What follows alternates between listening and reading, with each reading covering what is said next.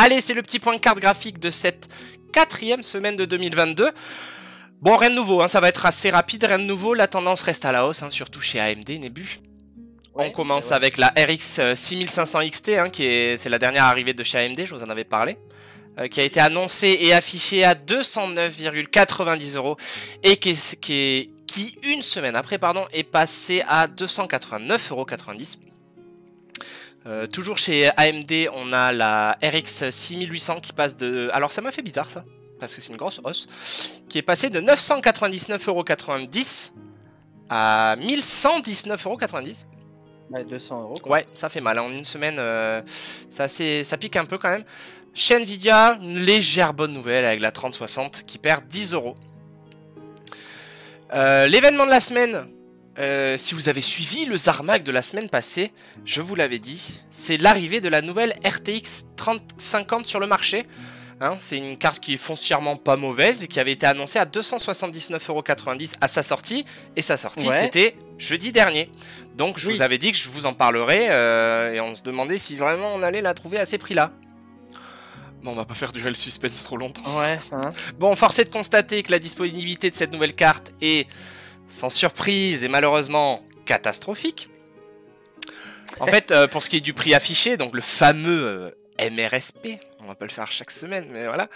Eh bien, il n'y a quasiment aucune carte graphique 3050 qui a été trouvée à ce prix-là. On trouvait même déjà des 3050 à 532 € et 549 €, même pas 2 heures après la sortie. Ouais, bon, de toute façon, ça a dû scalper à mort. Hein. Bah, je pense qu'il y a ça. Après, c'est dommage parce que quand même, cette carte, qui est une carte allez, pour la plèbe, dirons-nous, permet quand même de jouer en 1080 avec une petite pointe de ray tracing, hein, grâce au DLSS. J'en parlerai peut-être dans un autre point carte graphique quand je ferai de la Vulga. Mais voilà, c'était une carte attendue par beaucoup de monde. Mais malheureusement, il n'y a plus de disponibilité. Le prix des séries 70, il y a 2-3 générations. Ouais, non mais t'imagines. Donc en fait, c'est une bonne carte. C'est une bonne carte pour 279 €.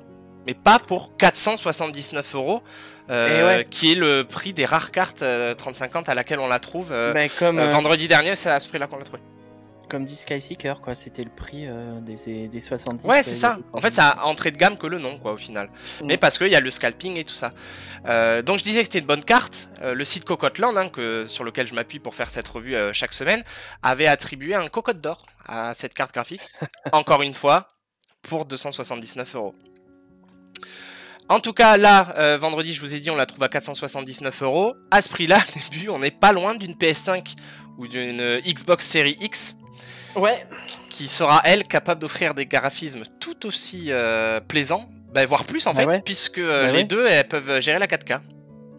Bon, alors, la dispo des consoles de dernière génération, c'est pas non plus... Bah, la série, celle de Microsoft, ça va, mais... ouais, la PS5, c'est chiant d'ailleurs, parce que la semaine prochaine... Non, pas la semaine prochaine, mais dans 2 jours... Dans 2 semaines, il y a la suite de Horizon Zero Dawn qui sort. Ouais. Pas de PS5, quoi. Et ben ouais. Hors de question que je le prenne sur PS4. Ouais, tu m'étonnes. Voilà, c'était le petit point carte graphique de cette semaine. On a parlé de la 3050, c'était à peu près la seule grosse news de la semaine.